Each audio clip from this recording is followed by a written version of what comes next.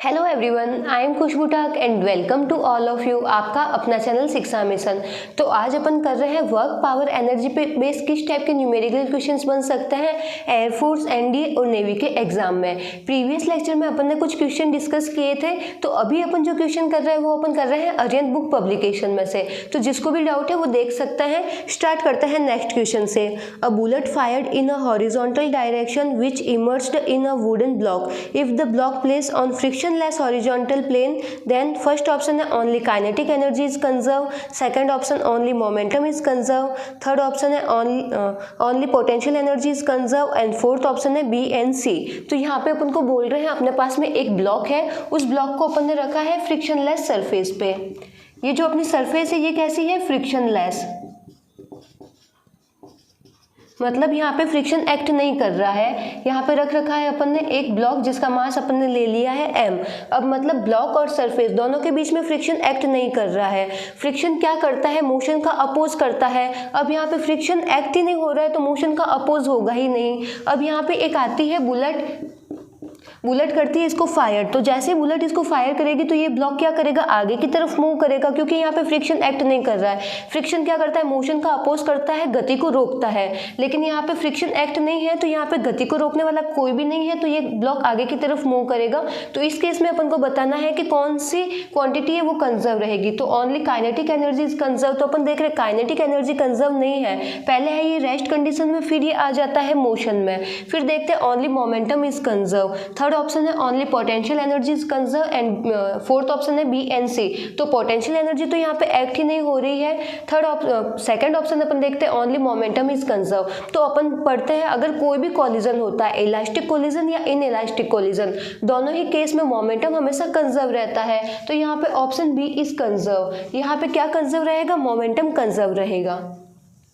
Next question देखते हैं। तो नेक्स्ट क्वेश्चन है if the momentum are similar for the light body and heavy body, then first option है kinetic energy of heavy body will be more, second option है kinetic energy of heavy body will be less, third option है kinetic energy of both bodies will be same, fourth option है none of the above. तो यहाँ पे अपन को बोल रहे हैं अपन के पास में दो बॉडीज है। एक है लाइट बॉडी, मतलब जिसका मास कम है, और एक है हैवी बॉडी जिसका मास अपन को दे रखा है ज़्यादा। एक का मास है कम लाइट बॉडी, एक का मास है ज़्यादा heavy body.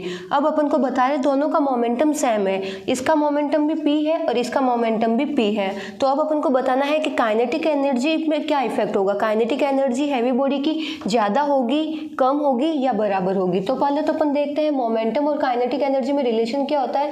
p² = 2m × kinetic energy. तो यहाँ से अपन काइनेटिक एनर्जी निकाल सकते हैं। काइनेटिक एनर्जी होगी p² / 2m। अब यहाँ पे अपन देख रहे हैं मोमेंटम दोनों बॉडी का सेम है, दोनों बॉडी का मोमेंटम अपन को मिल रहा है p। और तो अपन देख रहे हैं जो काइनेटिक एनर्जी है किसके इन्वर्सली प्रोपोर्शनल है? मास के। स्मॉल बॉडी लाइट बॉडी के लिए अपन लिखते हैं काइनेटिक एनर्जी, तो इसके लिए अपन को काइनेटिक एनर्जी क्या मिलेगी? Kinetic energy = 1/2m। इसका अगर मास कम है तो इसकी काइनेटिक एनर्जी क्या होगी? ज़्यादा, क्योंकि ये काइनेटिक एनर्जी मास के क्या है? इन्वर्सली प्रोपोर्शनल है। काइनेटिक एनर्जी इन्वर्सली प्रोपोर्शनल कर रही है मास के। इसका मास कम है तो इसकी काइनेटिक एनर्जी ज़्यादा होगी। अब सेकेंड केस देख रहे हैं यहाँ पे भी काइनेटिक एनर्जी इन्वर्सली प्रोपोर्शनल है मास के। अब इसका मास ज़्यादा है, जैसे इसका मास ज़्यादा होगा तो इसकी काइनेटिक एनर्जी कम हो जाएगी, क्योंकि काइनेटिक एनर्जी और मास का रिलेशन है वो अपन को मिलता है इन्वर्सली। अगर मास ज़्यादा होगा तो काइनेटिक एनर्जी कम होगी, और अगर मास ज़्यादा होगा तो काइनेटिक एनर्जी होगी कम, और अगर मास होगा कम तो काइनेटिक एनर्जी होगी ज़्यादा। अब अपन को पूछ रहे हैं हैवी बॉडी का, तो हैवी बॉडी का अपन को क्या मिलेगा? Kinetic energy of heavy body will be less, क्योंकि मास और काइनेटिक एनर्जी दोनों के बीच में जो अपन को रिलेशन मिलता है वो मिलता है इन्वर्सली प्रोपोर्शनल। तो option B is correct answer.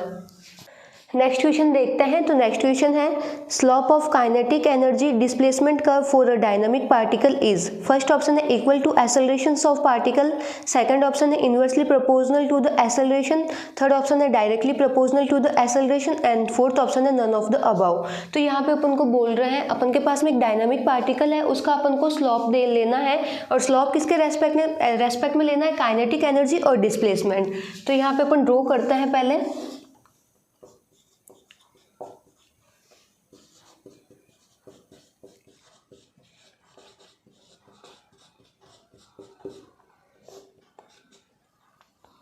अब अपन को काइनेटिक एनर्जी और डिस्प्लेसमेंट का अपन को स्लोप लेना है। तो स्लोप क्या होता है, dy/dx।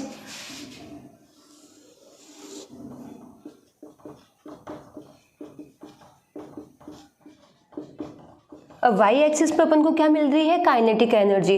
तो काइनेटिक एनर्जी का अपन डिस्प्लेसमेंट के रेस्पेक्ट में करेंगे डिफरेंशिएशन।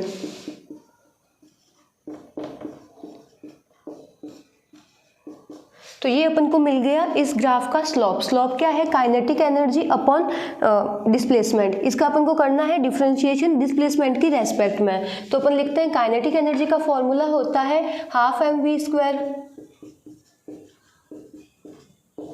अब यहाँ पे अपन देख रहे हैं जो 1/2 है ये है कांस्टेंट और m है बॉडी का मास, ये भी है कांस्टेंट। तो कांस्टेंट टर्म आ जाती है डिफरेंशिएशन के बाहर, तो अपन इसको लिखेंगे 1/2m।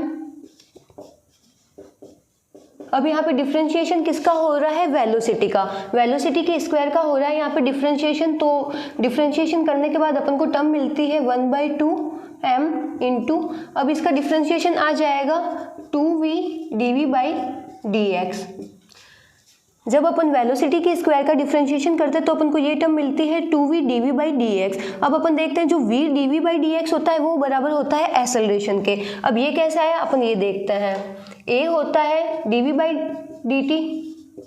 अब दोनों ही साइड में अगर मैं dx से मल्टीप्लाई भी कर दूं और डिवाइड भी कर दूं तो यहाँ पे अपन को मिलेगा dv/dx। अपन ने ये वाली टर्म ली है dv/dx, ये अपन ने ये टर्म ले ली। तो अपन को सेकंड टर्म क्या मिली, dx/dt।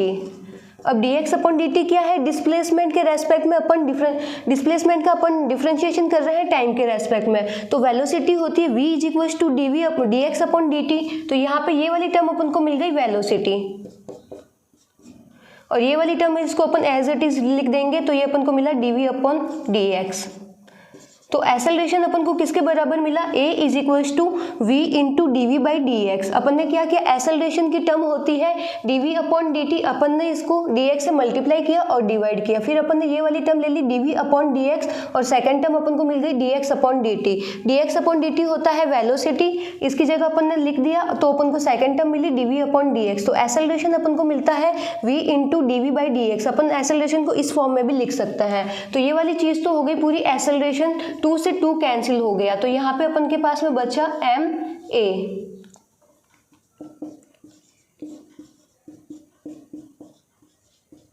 अब मास क्या है, मास है कांस्टेंट टर्म। तो अपन को काइनेटिक एनर्जी का जब अपन डिस्प्लेसमेंट के रेस्पेक्ट में डिफरेंशिएशन करते हैं तो ये किसके प्रोपोर्शनल मिलता है, एक्सेलरेशन के।